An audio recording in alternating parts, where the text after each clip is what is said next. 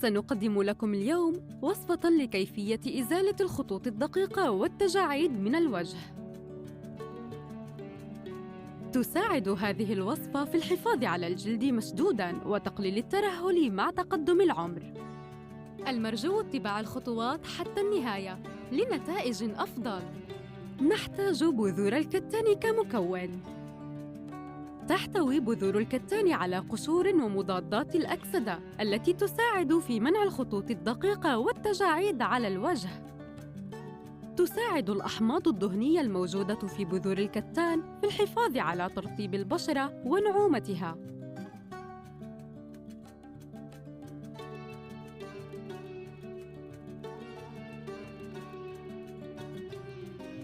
نطحن بذور الكتان جيداً باستخدام الخلاط. يجب أن يصبح كالبودرة. تساعد بذور الكتان في الحفاظ على الجلد مشدوداً وتقليل الترهل مع تقدم العمر.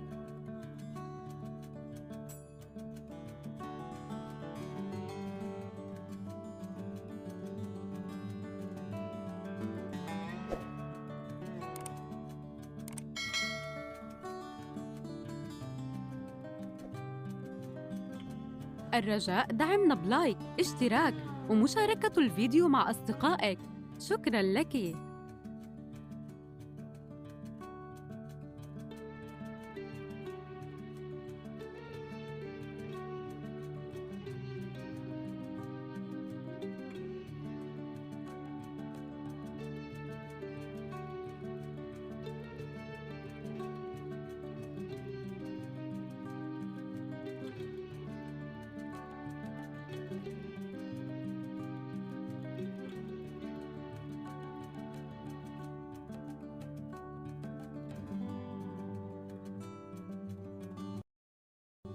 نضيف 3 ملاعق صغيرة من الزبادي بدون سكر.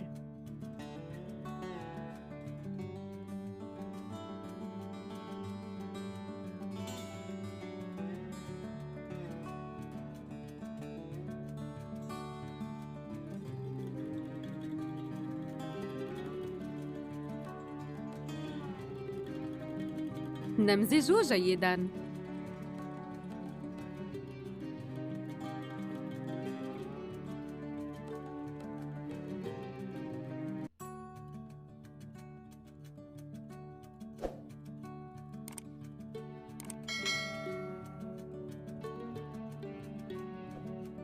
الزبادي يرطب البشرة الجافة ويعالجها ويساعد على منع ظهور علامات الشيخوخة المبكرة.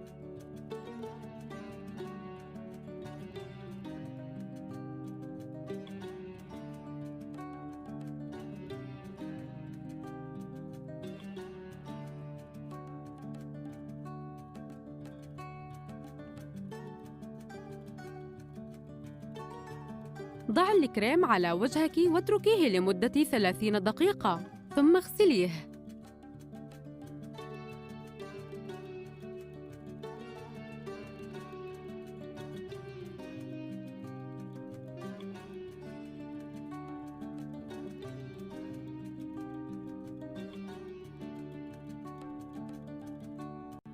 كرري هذه الوصفة مرتين في الأسبوع.